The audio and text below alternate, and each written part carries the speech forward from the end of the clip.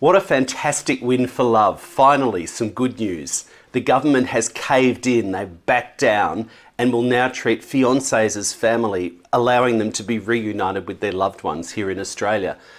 These are people who are in genuine relationships, who've paid the money, they've got the visa, they've proved their relationship, but they haven't physically lived together for 12 months, so they haven't been able to get the travel authorisation. Many of them have been together for 5, 10 years or more, but because they haven't lived together, the government has discriminated against these Australians. So now they'll be treated like other relationships, partner visas and so on. It's a testament to the thousands of people who've not given up, who've continued to pressure this hopeless government to do the right thing. I dearly hope it's not too late for those couples who've been desperately trying to start a family, desperate to be together, to have that chance in life at a family, particularly the women who are in their 40s, who are just about to become too old to get that IVF treatment. Those letters, those cases have been heartbreaking. It's too late for hundreds, probably thousands of Australian couples whose relationships have broken down through this trauma and this stress, losing hope.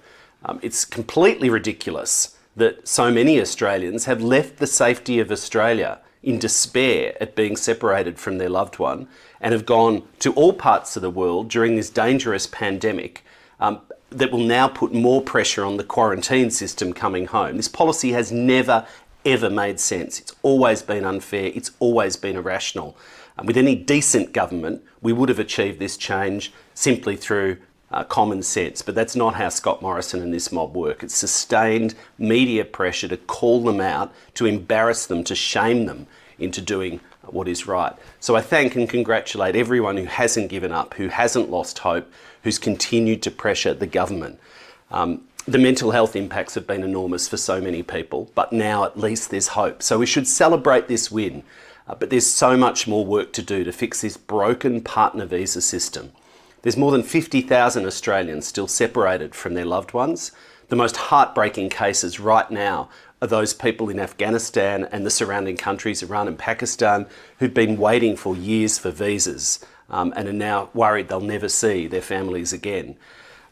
If you're from Afghanistan, this is discrimination. It takes on average at least 4 years, around 4 years, to get that partner visa for your husband or wife. If you're from Western Europe or America, 7 to 9 months in average. I mean, that's discrimination. It's not fair. We're a better country than that. We should treat people fairly.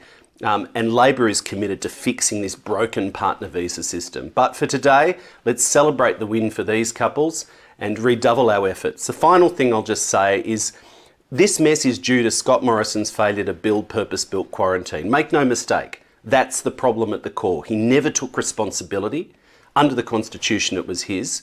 He thought it was fun to blame the state premiers, politically convenient, and leave Australians with a leaky hotel quarantine system. So we've also got to remember this steely-eyed determination when the election comes, why we've been put in this mess, why relationships have been under stress. It is the Prime Minister's failure to do his job. But I wish everyone well today, and we'll keep on fighting for a fairer partner visa system.